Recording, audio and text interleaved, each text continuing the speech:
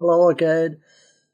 I've got another little word if for you. This one's taken from Romans 6 verse 5. For if we have been planted together in the likeness of his death, we shall be also in the likeness of his resurrection. Audio Jungle.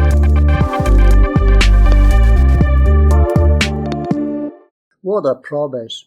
And verse 8 says, Now if we be dead with Christ, we believe we shall also live with him.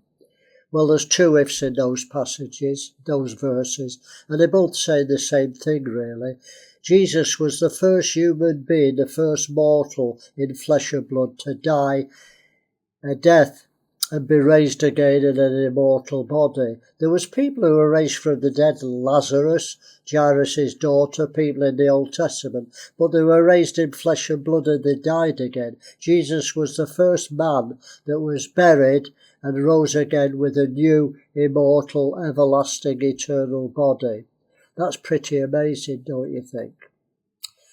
Well, the wonderful thing about this is that Jesus promised that if we believe in him, we'll also be raised from the dead with an eternal body that can't die.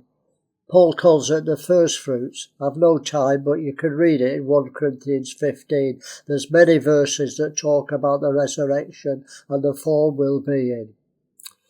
Well, it'll be for eternity, a new creation. No sickness, no pain, no tears, no stress, no worry. Complete paradise. Wow. I don't think believers really grasp the truth of the resurrection. If they did, they'd count this life vanity compared to the promise of eternal life and the future in a new body.